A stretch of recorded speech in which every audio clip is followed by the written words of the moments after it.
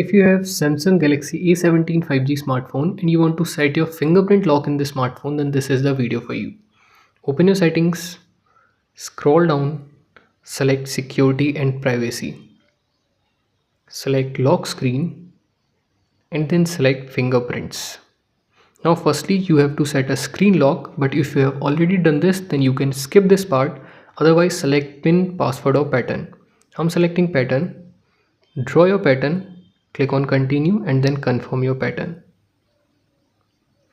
It will ask you how you want to show notification on your locked screen. I have selected hide content and then click on done.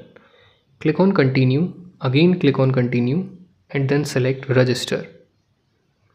Now place your thumb or finger, whatever you want to add, on the sensor like this and then keep on tapping on the sensor so that it can completely capture your fingerprint.